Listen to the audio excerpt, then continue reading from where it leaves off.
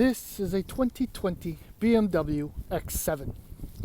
Now I'm sad. I will admit that I'm disappointed because it's dirty, but it's minus 6 degrees Celsius outside, so washing it would be a disaster. But the color, just the color. I'm trying to get Amatrin is the name of the color. I believe I'm pronouncing it right. It's like a mix of eggplant and maroon. It is by far the greatest color you could get on this SUV. Better than white, gray, black, whatever other boring shade.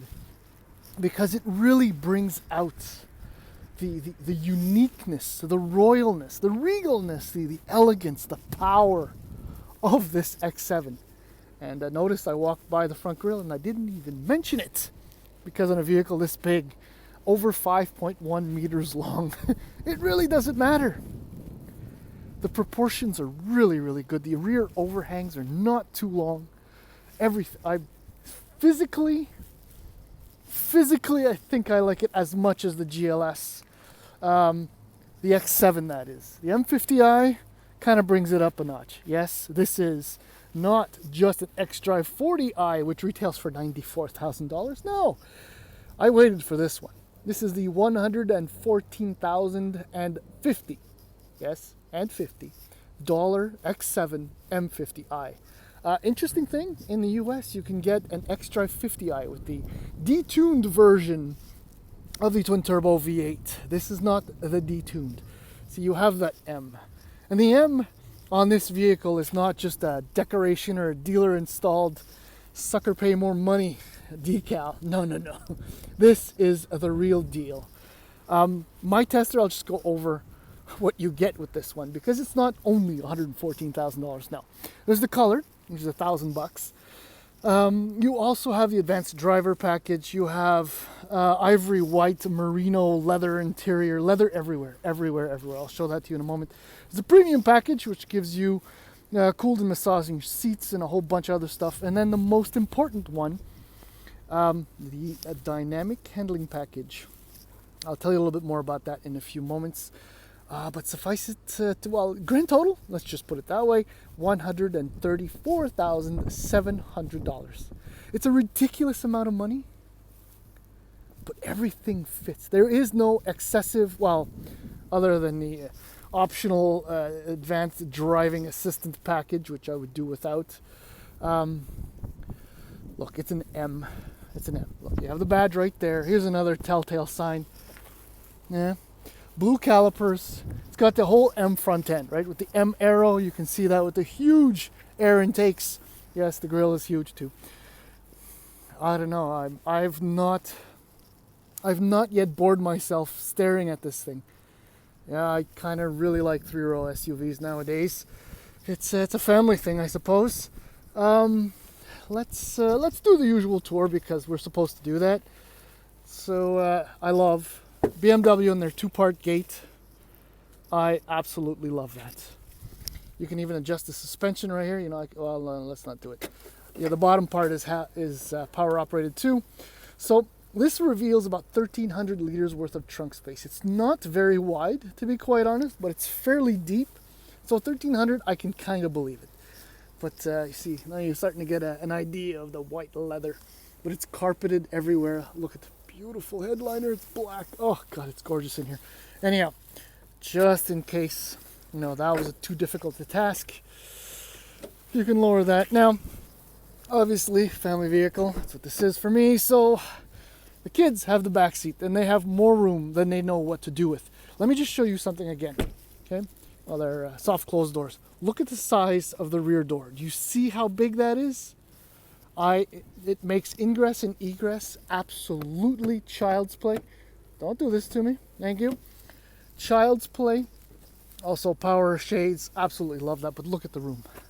You can sit a third adult or a third person in the middle. It won't be that comfortable, but it can be done. But the amount of room in here, and see, pre-wired for rear entertainment system, USB-C, power everything, power rear adjustments, so they're reclined to make the baby seats fit better. And it's a one button operation to bring this down. And actually you have these controls in the boot as well as here to adjust both rows of seats for access everywhere, absolutely everywhere. Oh yeah, soft closed doors, that's just part of the gig, which is always a lovely feature. Now, leather, contrast stitching, leather, oh look, contrast stitching, leather, white merino, sorry about the shadow, white merino seats. They are almost as comfortable as they look, oddly enough. This is another option on my tester, which explains the price. Bowers & Wilkins. So let's slide on board here. Immediately you'll see the wonderful 12.3-inch instrument display. It's configurable. You can adjust all kinds of things on it. Still a huge fan of the opposite, well, counterclockwise, I should say, tachometer. There's your 12.3-inch screen right there too. There's your iDrive 7, the controls. While I'm here, you got these crystal reflective, controls in here, and they are terrible.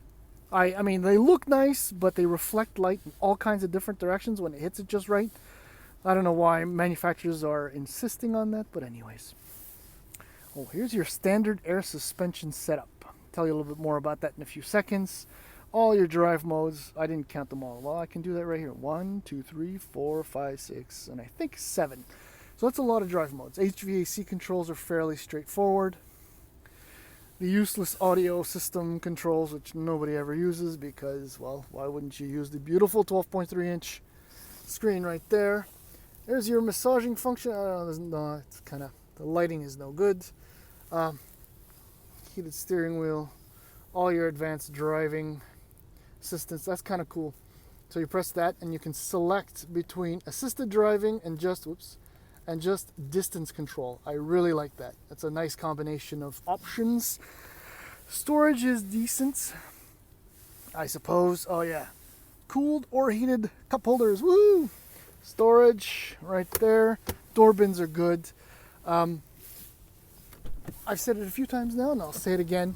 This is an absolute dream of a family vehicle for me. It's expensive, obviously, but driving this is an absolute blast. And that's a twin turbocharged 4.4 liter V8 might have something to do with it. So let's go.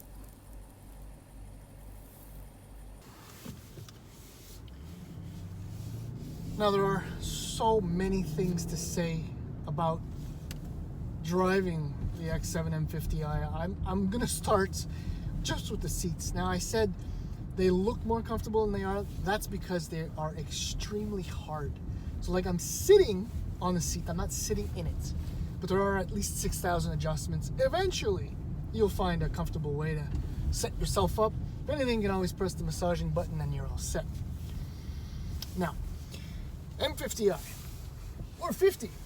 What does that mean? Well, 4.4 liter twin turbocharged V8, 523 horsepower from 5,500 RPM to 6,000 RPM, and 553 pound-feet of torque from 1,800 to 4,600 RPM. Yes, this is the BMW M850i's engine.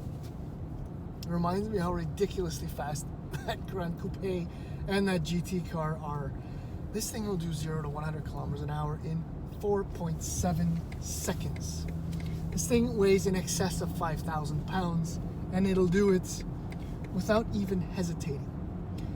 That is in large parts because of the power and the 8-speed automatic transmission that is always on the mark. Never, ever hesitates. It'll glide. It'll be happy at 30 kilometers an hour in a school zone because you won't feel the shifts. And then when you merge onto the highway, as I just did, you just gently roll onto the throttle and you're quickly doing highly illegal speeds.